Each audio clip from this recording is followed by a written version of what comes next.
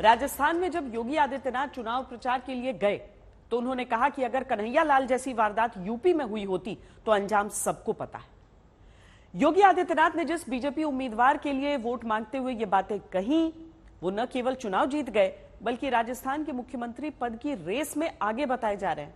हम बात कर रहे हैं अलवर से सांसद बाबा बालकनाथ योगी की, जिन्हें नतीजों के फौरन बाद दिल्ली बुलाया गया, जिनके बारे में संसद के गलियारों में विपक्षी नेता मुख्यमंत्री बनाए जाने की बातें कर रहे हैं। सवाल यह है कि क्या यूपी की तरह प्रधानमंत्री मोदी राजस्थान की कमान भी एक योगी को देने जा रहे हैं? क्या राजस्थान में भी एक योगी मुख्यमंत्री बनेगा? क्या राजस्थान में भी योगी स्टाइल में सरकार चलने वाली है?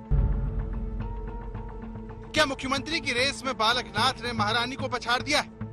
आज वर्तमान में भी तो जिम्मेदारी है पार्टी की, और उसी भाव से पार्टी की सेवा में निरंतर लगे रहेंगे और देश की सेवा को आगे बढ़ाएंगे। 39 साल के बालकनाथ योगी मठ के महंत, यूनिवर्सिटी के चांसलर, अलवर से सांसद और अब तिजारा से विधायक है। लेकिन क्या वो राजस्थान के अगले मुख्यमंत्री भी हैं? राजनीतिक गलियारों में सवाल पर सरगर्मियां कितनी तेज है, उसका अंदाजा आप संसद में होने वाली इस बातचीत से खुद ही लगा लीजिए। नया सीएम बन रहे हैं ना सर, सीएम बनते ही पहला काम क्या करेंगे? अरे भाई, राजस्थान के सीएम बनते हैं। बालकनाथ भले ही मना करे, लेकिन राजस्थान के नतीजों के बाद उन्हें तुरंत दिल्ली बुलाया गया। सवाल है क्यों? जिस वक्त जयपुर में वसुंधरा राजे अपने घर पर 20 से ज्यादा बीजेपी विधायकों को जुटाकर शक्ति प्रदर्शन कर रही थी, तब बाबा बालकनाथ दिल्ली में बीजेपी मुख्यालय में थे। बाबा बालकनाथ राजस्थान में बीजेपी के हिंदू पोस्टर बॉय हैं। सर्वे में भी वो बीजेपी की तरफ से सबसे लोकप्रिय मुख्यमंत्री उम्मीदवार थे। ओबीसी यादव समाज से आने वाले बालकनाथ को राजस्थान का योगी कहा जाता है। योगी आदित्यनाथ की तरफ वो भी नाथ संप्रदाय परंपरा से आते हैं। यही वजह है कि योगी आदित्यनाथ उनके नामांकन से लेकर वोट मांगने तक राजस्थान आए थे। याद करिए, कन्हैया लाल का गला रेत दिया जाता है। यूपी में कोई घटना को अंजाम देगा तो अब तक क्या अंजाम होता है इसका परिणाम हर व्यक्ति जानता है। लेकिन राजस्थान में लगता है सरकार की रीढ़ ही नहीं। भाइयों बहनों, तालिबान का उपचार तो बजरंगबली की गदा ही है। देख रहे हैं ना इस समय गाजा में इजराइल तालिबानी मानसिकता को कैसे कुचलने का काम कर रहा है।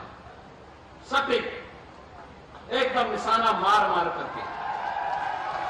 राजस्थान के अलवर में उत्तर प्रदेश के मुख्यमंत्री योगी आदित्यनाथ के इन बातों को अलवर की जनता ने हाथों हाथ लिया और बालकनाथ चुनाव जीत गए।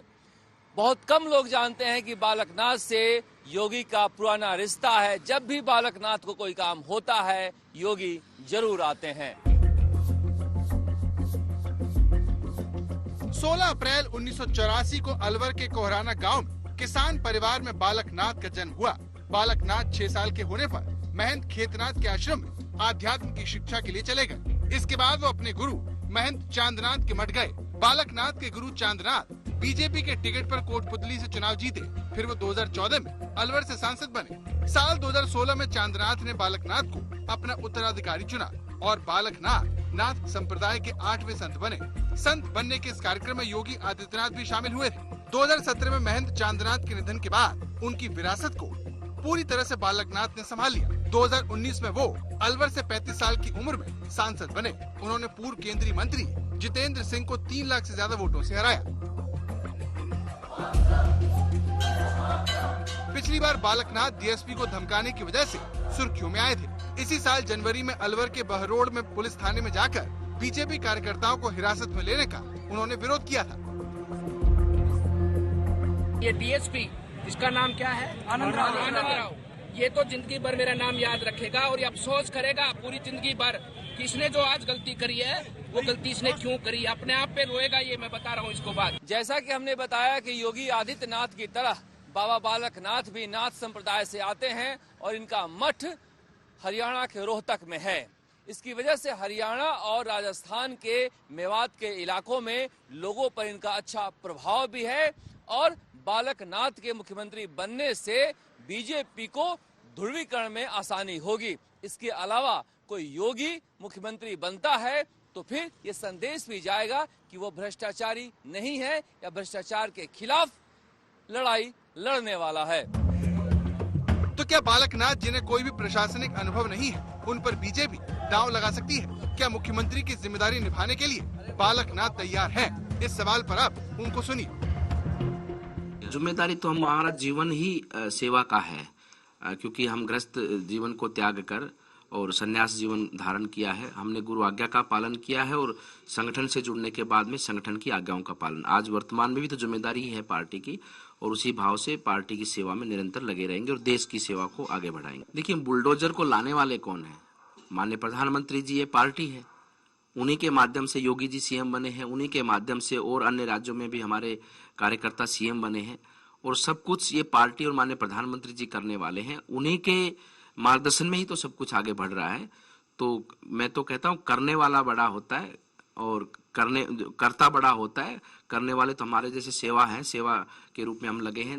इन सब चीजों को करने वाले हमारे माननीय प्रधानमंत्री जी हैं। सभी जानते हैं कि इस बार राजस्थान का चुनाव प्रधानमंत्री नरेंद्र मोदी के चेहरे पर लड़ा गया है और जीता गया है। यही वजह है कि बीजेपी की जीत के बावजूद महारानी के तेवर ढीले पड़े हुए हैं, वरना इसके पहले उनके समर्थक खुलकर वसुंधरा राजे को मुख्यमंत्री बनाने की मांग किया करते थे, मगर इस बार उनके समर्थकों के मुंह पर ताला लगा हुआ है। जानकारों को लगता है कि इस बार जिस तरह का जनादेश बीजेपी को मिला है, राजस्थान में नए नेतृत्व को कमान दी जा सकती है। लेकिन बालकनाथ के खिलाफ दो बातें जाती हैं। पहला ये कि उनके पास कोई भी प्रशासनिक अनुभव नहीं है। हरियाणा से आना उनके खिलाफ जा सकता है। लेकिन सबसे बड़ी बात यह है कि बालकनाथ वसुंधरा को लेकर नरम बताए जाते हैं। वो खुद जनसभा में कह चुके हैं कि वसुंधरा ही अगली मुख्यमंत्री बनेगी। लेकिन ये चुनाव से पहले की बात थी। अब नतीजों के बाद खेल पूरी तरह से बदल चुका है। राजस्थान में मुख्यमंत्री का ऐलान प्रधानमंत्री नरेंद्र मोदी को करना है, और अगर इस बार उन्होंने राजस्थान में नए नेतृत्व को राज्य की कमान सौंपने का इरादा कर लिया तो फिर बालकनाथ की भी लॉटरी लग सकती है। शरद कुमार, जयपुर, आज तक।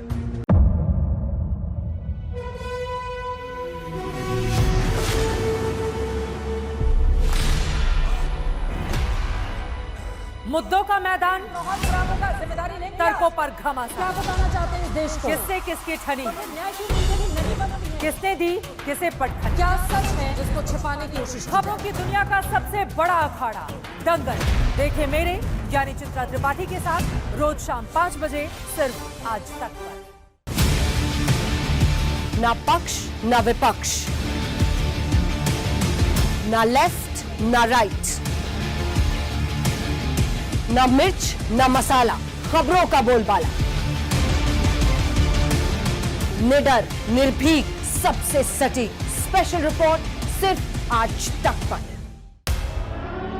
एयर रेड के ये सायरन समय समय पर आपको सुनाई देते हैं। शौर्य की, भारत और चीन के बीच साहस की, सभी बाढ़ग्रस्त इलाकों का हवाई सर्वेक्षण किया है। सरोकार की, गाजीपुर में किसान से बातचीत करें। संघर्ष की, कश्मीर को आगे बढ़ना होगा। संयम की, भावनाएं भड़की या दंगे भड़काए गए। सवालों की, जनता के लिए, जनता के द्वारा, जनता की दस्तक। श्वेता सिंह के साथ सिर्फ आज तक पर।